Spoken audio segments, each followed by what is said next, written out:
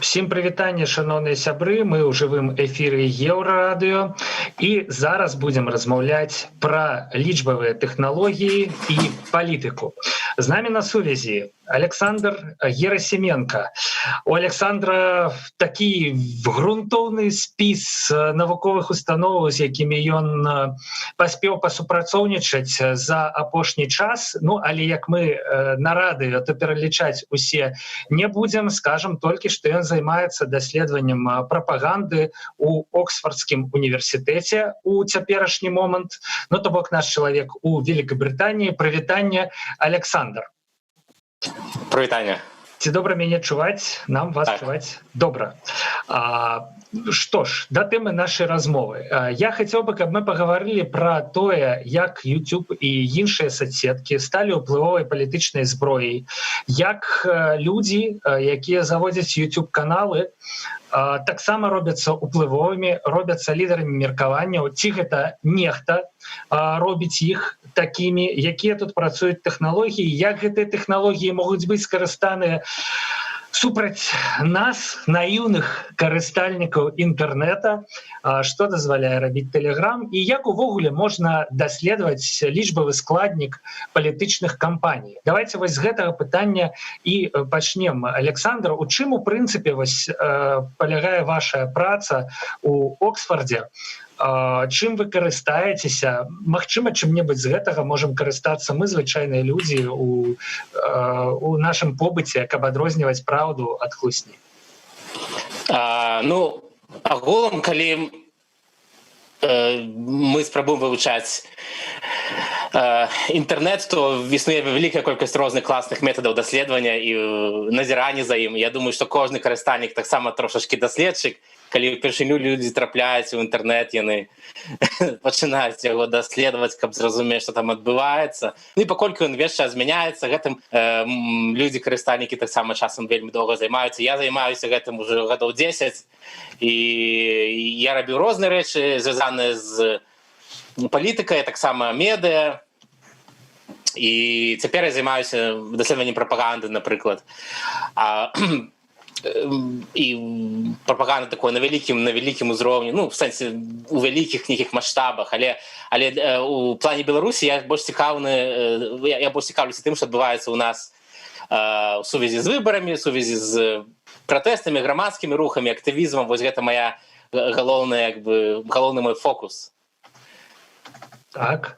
Ну, усё ж такі, вось недавно быў вебінар на гэтую тэму. Вы, напрыклад, згадалі там такую прыладу, як CrowdTangle. Я так разумею, што яна крыху платная, скажем так, вось, але дазваляе адсачыць тренды, якія паўстаюць у соцсетках. Што яшчэ вось, і, ну, асабліва, можа, якія-небудзь бясплатныя інструменты, да?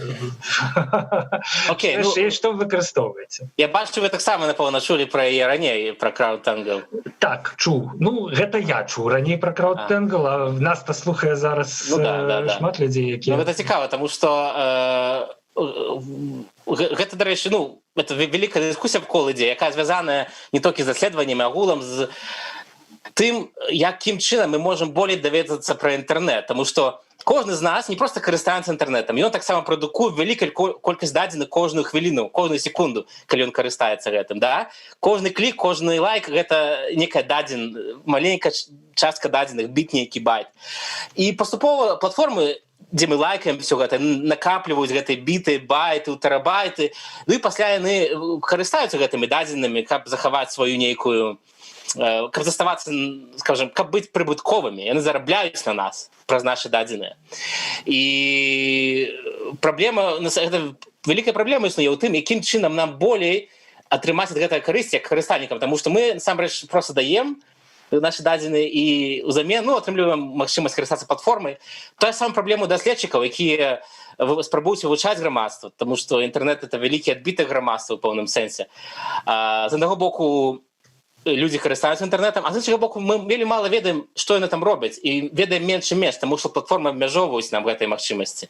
І вось гэта вялікая праблема, і праблема звязана тым ліку з этыкай дадзеных, а таксама праблема проста любых нават людзей, які хочуць проста болей даведацца пра тое, што не ведаю, робяць людзі ў іх краіне. І вось таму зараз ідзе такая, больш, конечно, на захадзе вялікая барацьба, хто будзе мець доступ да гэтых дадзеных, да дадзеных людзей, да дадзеных платформаў.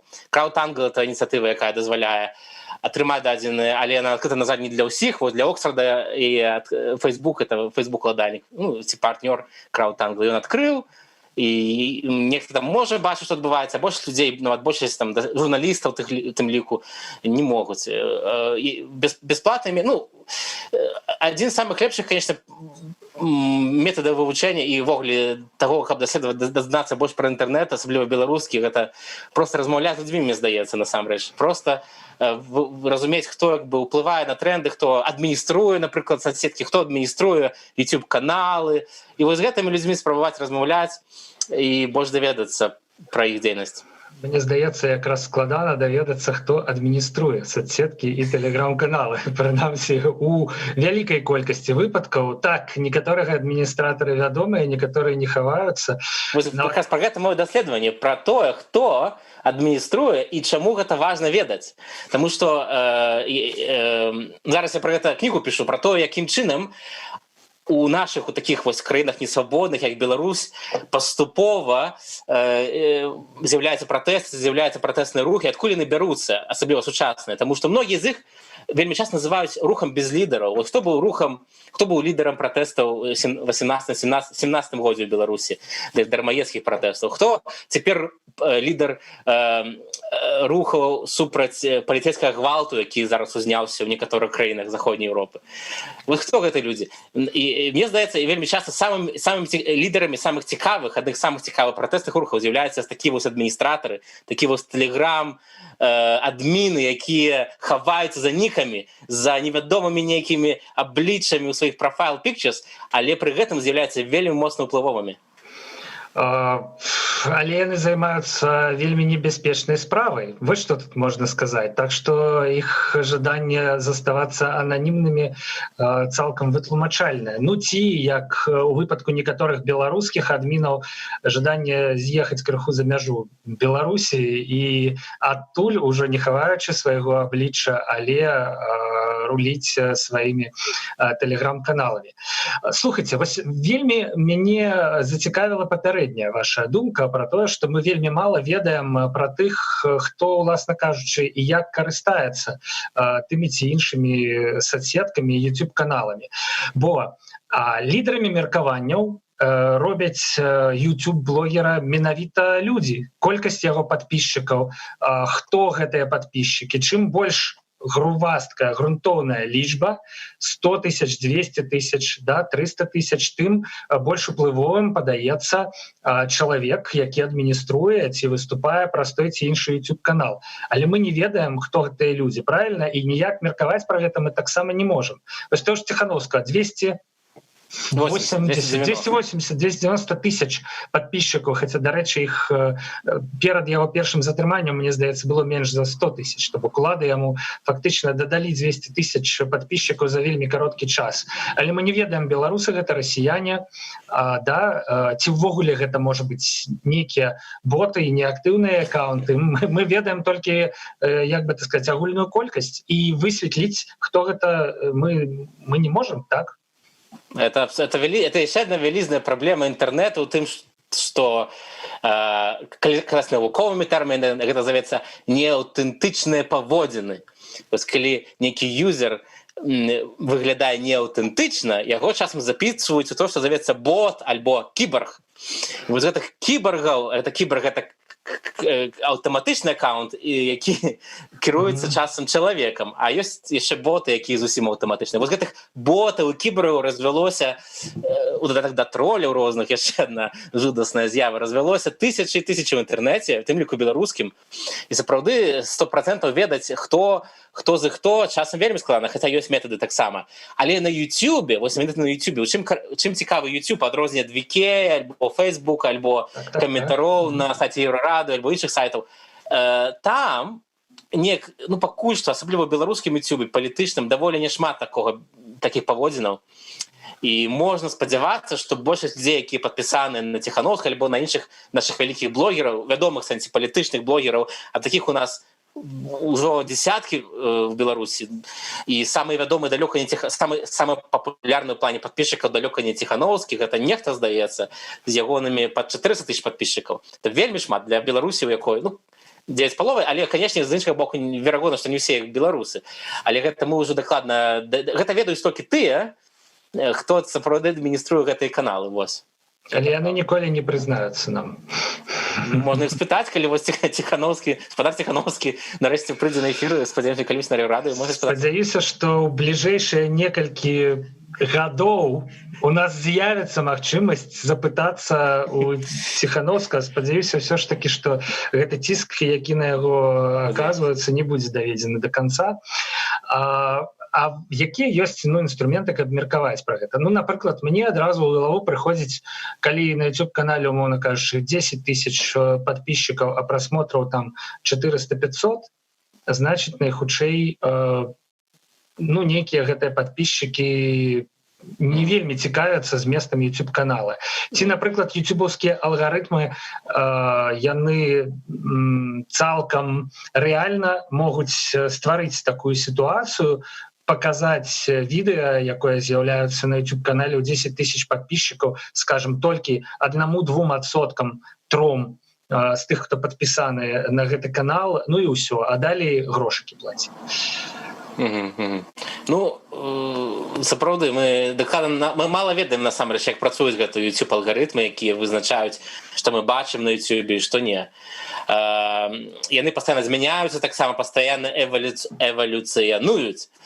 І ёсць людзі, якія таксама спрабуюць гэта даследаваць, вывучаць, і насамрэч іх дадзеныя змяняюцца таксама ўвесь час, вынікі даследаванняў, таму што YouTube змяняецца і вынік алгарытмаў змяняецца. Александр, але гэта не мэта вашага даследавання, я так разумею, да?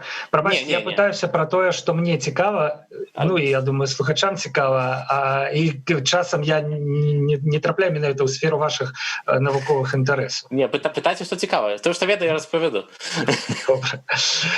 Вось ваша, ізноў жа, частка вашага даследавання, яна прысвечана так званым селебрытіс, ютубаўскім селебрытіс. Як яны з'яўляюцца, хто з іх робіць? Можете падрабязней крыху пра гэта распавесці? Гэта якраз звязана з алгарытмамі. Так. Да, якраз звязана з алгарытмамі. Адкуль беруцца палітычныя інтэрнэт-селебрыці? Па-першае, я такімі людзьмі называю папулярнымі ў нашай краіне, у іншых краінах таксама, дзе абмежавана свабода слова, папулярнымі блогерамі, якія маюць вось гэты сотні альбо десяткі тысячаў падписчикаў на YouTube, альбо, можа быць, на іншых платформах візуальных менавіта, таму што агулам вось гэта хваля альбо феномен селебрыці з'явіўся з развіццём больш візуальных сацыяльных медый, такіх як Instagram. Гэта быў, напэўна, адной з такіх першых, якая дала вялікі імпульс для развіцця селебрыціс. Пасля вось беларуская спецыфіка, якая характарызуецца абмежаваннямі свабоды слова, абмежаваннямі выказвання і вялікімі абмежаваннямі для прэсы, кантэкстам таксама, ствараюць з аднаго боку вялікі попыт на цікавыя палітычныя думкі, а з іншага боку гэты попыт верагодна вядзе да ўзнікнення і развіцця гэтых самых селебрыці ў палітычным нейкім сэнсе. І зараз, як вы правільна заўважылі вельмі моцна, спадар Ціхановскі, нехта і іншыя людзі, якія... Я чамусьці Ціхановскага ўвесь час прывожу прыклад, але не будзем забывацца і пра іншых, напрыклад, пра таго, што... Іх дзесяткі цяпер. І гэтыя людзі, яны сапраўды атрымалі вялікую колькасць новых карыстальнікаў, новых праглядаў. і гэта звязана, ну, напрыклад, адно з самых папулярных відэа Ціхановскага на яго канале, вот гэта насамрэч даволі зануднае, даволі доўгае відэа, некалькі, можа, дзесяткаў хвілін пра тое, як ён прыязджае ў некую вёску і там ходзіць па ёй і шукае, дзе крама, дзе лазня, троліць нейкіх мясцовых кіраўнікоў. Ну, але яго гэта відэа глядзела амаль 1 мільён чалавек, альбо 1 мільён юзераў, альбо 1 мільён разоў. Як гэта можна патлумачыць? Да. Калі відэа, то бок гэта трэвел-блогінг, я не ведаю, да? Ну да, это такі палітычны тролінг і трэвел таксама, да. Ну, а чаму людзі вось паглядзелі? Ён трапіў у іх інтарэсы, ці ён неяк трапіў у тое, што YouTube лічыць вартым таго, каб людзі паглядзелі? Ну, супала шмат розных рэчаў. Мне здаецца, супала некалькі фактараў. Першы фактар агулам. Што цяпер у Беларусі адбываецца? Адбываецца вот вялікае акно магчымасцяў для палітычных ідэй. Раз у 5 гадоў з'яўляюцца выбары. Падчас выбараў людзі пачынаюць цікавіцца палітыкай. Цяпер ковід, каранавірус, ён таксама наклаўся, людзі незадаволеныя ўладай, людзі пачынаюць цікавіцца палітыкай. Нехта шукае, можа быць, нават палітычныя ідэі нейкія. Але большасць людзей вельмі часта проста выпадкова открываюць YouTube, глядяць нейкага чалавека, некую галаву, якая нешта ім распавядае там пра рамонт у себе дома. І вельмі часта яны забываюць проста спыніць відэа, і YouTube паказвае ім наступнае відэа аўтаматычна, пасля наступнае. І вельмі часта вось ён пачынае паказваць самыя папулярныя відэа ў вашым рэгіёне. Ну і паколькі вось гэтыя палітычныя блогеры цяпер выходзяць у тренд праз цікаўнасць да палітыкі, ну і агулам проста алгарытмы YouTube, яны так налажаны, верагодна. Яны вядуцца пра такой трошку кантраверсійнай, такой больш эмацыйным кантэнце. І вось гэтыя людзі, што іх таксама аб'ядноўвае, гэтых блогераў палітычных, гэтых селебрыці палітычных беларускіх, яны даволі эмацыйныя, і ў гэтым сэнсе яны таксама трошку папулісцкія. Яшчэ агульныя рэчы заўважу вакол, што іх аб'ядноўвае, іх ідэі, яны не звязаны з нейкай канкрэтнай ідэалогіяй, а хутчэй яны, большасць з іх, яны проста, вось, скажем, выказваюць эмацыйна даволі свае турботы, свае няшчасці, людскія няшчасці, вось звычайнага чалавека беларускага, звязанымі вельмі часта. Яны ідуць далей і проста звязваюць гэту сітуацыю з палітыкай, з дыктатурай, і вось гэта ўсё, верагодна, цяпер падабаецца звычайным карыстальнікам. То бок сэнс у тым, каб зрабіць сваё відэа ад пачатку настолькі папулярным, каб YouTube яго сам далей падсоўваў, падкідваў іншым карыстальнікам, і ад гэтага відэа робіцца яшчэ больш папулярным, каб трапіць, як бы гэта сказаць, у гэта кола, у гэтую сістэму. Да. Хутчэй зрабіць не відэа канкрэтна папулярна, а свой вось канал, вось таму падпісчыкі важны. Гэта значыць не толькі, што вось людзі, якія падпісаліся, яны глядзяць весь час. Гэта YouTube таксама на гэта глядзіць, і яны ўлічваюць гэтую лічбы ў разліку таго, якое відэа вам наступным паказваць. Што глядзяць іншыя людзі, падпісаныя з вами, напрыклад, на адзін і той же канал, ці што глядзяць іншыя людзі, якія разам з вами глядзелі папярэдняе відэа? Абсалютна. Я не ведаю, як жа гэтым кіраваць. Я хацеў бы навучыцца. Цікава, што гэтым ніхто не кіруе. Гэта атрымліваецца проста такі штучны інтэлект, які таксама рэдактар. Вы думаеце, ніхто не кіруе? Все ж таки. Не, ну я маю на увазі у кожным канкрэтным выпадку, канечне, не, таму што на YouTube мільярды, мільёны відэа, мільярды карыстальнікаў.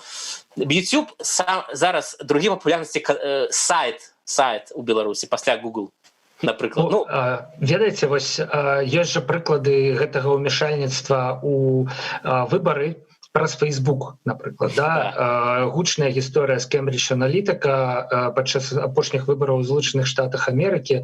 Расію абвінавачваюць даволі гучна ў тым, што яна паўплывала істотна на вынікі выбараў праз рэкламу у Фейсбуку, вось праз фарміраванне попыту на пэўную інфармацыю.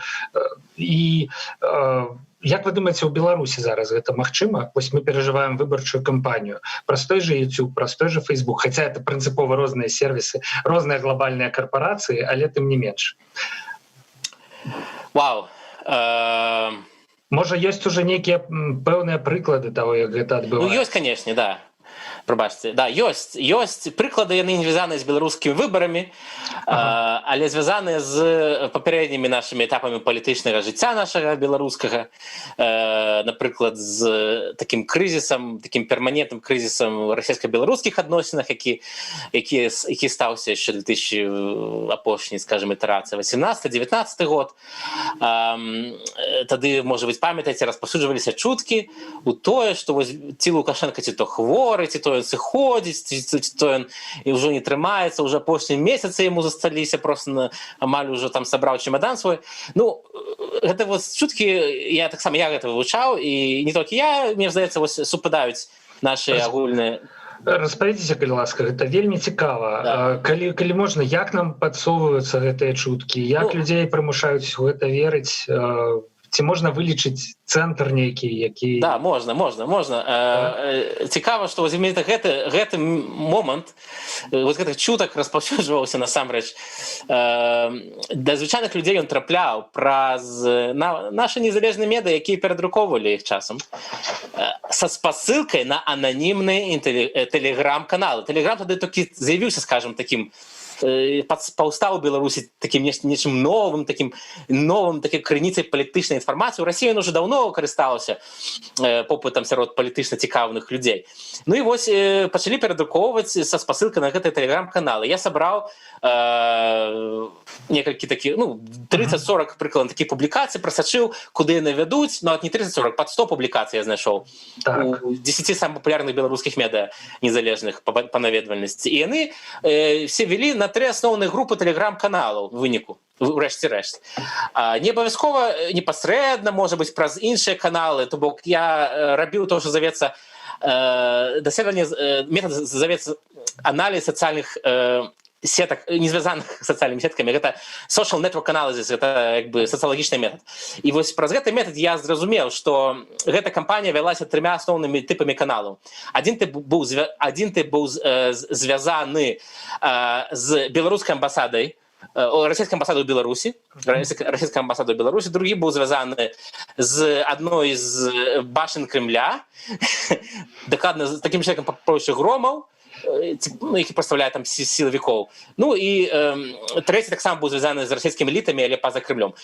Гэта дэманструе, па-першае, што насамрэч гэта кампанія не была кімсьці дакладна арганізаваным, а вялася просто з некалькіх фронтоў і, верагодна, нават дэманструе просто спаборніцтва ўнутры Кремля адносна беларускага пытання, дэманструе, што няма некага канкрэтнага стаўлення, што ёсць некалькі групаў, якія змагаюцца за ўплыў. Ну і вось яны такім чынам вырашылі, нават, можа быць, гэта кампанія была накіравана не на беларускі, а можа быць, нават на расійскі рынок. Вельмі цікава. Але я думаю, што і на беларускім, так бы гэта сказаць, інфармацыйным рынку яна мела свой уплыў. Я таксама заўважаў, што в пэўны момант вакол мяне пачынаюць з'яўляцца пэўныя паведамленні, да? Нейкія закіды, і навязліва, да? І больш за то я вам скажу, у нас ёсць на Еўрарадыё кнопка на сайце, дзе можна падзяліцца з намі навіной, і часам туды пішуць людзі нешта накшталт. А вось гэта, можа быць, вам цікава, вось паглядзіце, што тут пішуць такі-то сайт, ці такі-то тэлеграм-канал. І там ёсць нейкі месадж, скажем, таксама пра дачыненне Расіі і Беларусі, распаўсюджванне якога відавочна выгадна, напрыклад, крамлёўскім прапагандыстам. Тут складана не купіцца, таму што, у прынцыпе, цікава, што адбываецца ў адносінах паміж двума краінамі. Мы разумеем, што гэта ўплывае не толькі на тое, колькі там грошай у элітаў нашых краінаў, але і на тое, як мы жывем, і, в прынцыпе, нават на тое, як праходзяць зараз выбары. То бок, вось так, праз ананімныя тэлеграм-каналы, упэўніваючы нейкія беларускія СМІ перадрукаваць той ці іншы месадж, ён, як гэта сказаць, легалізуецца у публічнай прасторы. І далей ўжо робіцца нейкім такім агульнавядомым, агульназдабытым. Гэта працуе. Так. Таму варта беларускім медыа пазбягаць спасылак на розныя ананімныя вось такія тэлеграмныя крыніцы. Гэта вельмі небяспечна. Ну а пра выкарыстанне лічбавых тэхналогій вось сёння і зараз у беларускай палітычнай сітуацыі можна што-небудзь сказаць? Я, напрыклад, заўважыў, што беларускія ўлады за апошнія некалькі месяцаў пры дапамозе каранавіруса вельмі актыўна прыйшлі у Telegram, у той же самы. Калі раней мы там назіралі хутчэй збольшага незалежныя СМІ, ананімныя тэлеграм-каналы абодвух і прабеларускія і прарасійскія і моцныя расійскія тэлеграм-каналы, дык зараз туды прыйшлі на некалькі дзесяткаў тысяч каналы беларускіх медыяў. Таксама фарміруюць нейкую павестку выгадную сябе. Што можа яшчэ можна заўважыць? Ці ваше даследаванне яно не ахоплівае цяперашні перыяд? Ну і цяпер я не вывучаю так актыўна Telegram Беларусі, але можна сказаць агулам, што мы ведаем пра як працуюць аўтарытарныя рэжымы з інтэрнэтам. Яны спачатку не разумеюць, што адбываецца, але паступова яны даволі часам марудна, але паступова яны пачынаюць яго сачыць, што адбываецца, паступова пачынаюць углядацца. Ну і хутчэй здаецца было паведамленне пра тое, што і нейкія беларускія прапагандысты з'явіліся на Ютубе, нарэшце даведаліся таксама пра яго. Паступова там будзе больш і больш такіх каналаў таксама, будзе таксама поўнае спаборніцтва, але па прыкладзе, скажем, контакта, па прыкладзе уже сталых сацыяльных медыяў у Беларусі можна сказаць, што асабліва найбольш эфектыўны метад, якім карыстаюцца беларускія ўлады, каб маніпуляваць думкай у інтэрнэце, каб супрацьстаяць незалежнай палітычнай думцы ў інтэрнэце, гэта даволі такія, гэта хутчэй лом, чым некая інтэлектуальная стратэгія. Просто там паламаць, арыштаваць і закрыць. Вось гэта іх, мне здаецца, больш іх лепш атрымліваецца. Ну, сапраўды прыклад ВКонтакте, дзе, мне здаецца, няма ніводнай масавай групы ад беларускіх уладаў, дзе групы райвыканкамаў былі, умоўна кажучы, створаныя, і там па 5, па 10, ну па 100 падписчикаў. Да.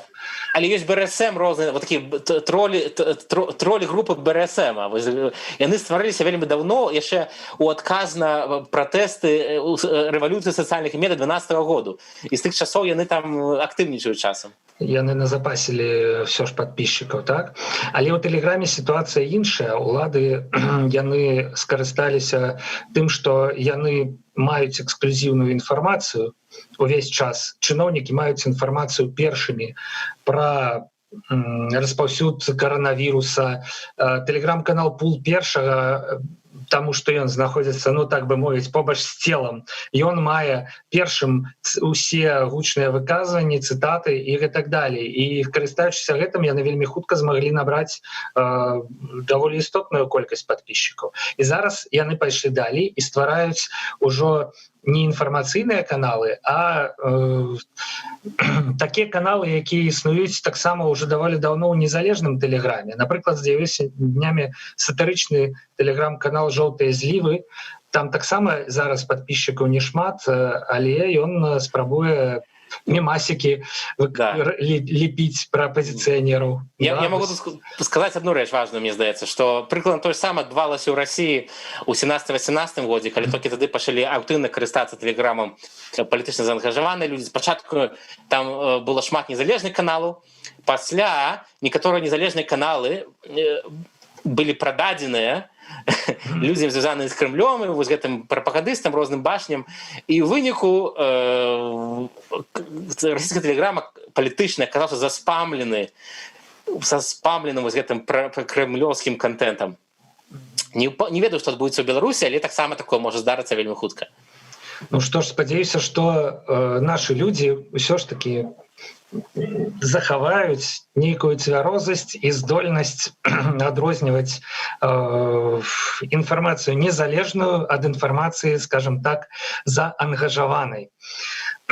Александр, ведаеце, у прынцыпе шмат можа тут быць пытанняў, але час наш, на жаль, падышоў да заканчэння.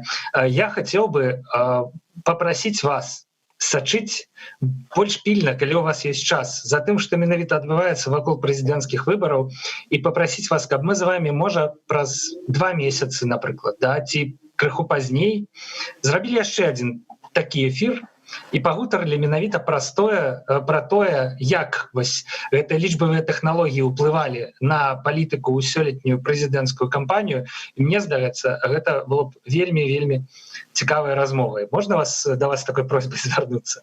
Канешне, цяпер якраз мы пачынаем даследаваць YouTube яшчэ больш актыўна менавіта падчас прэзідэнцкай кампаніі, ну і іншыя платформы дакладна з радасцю.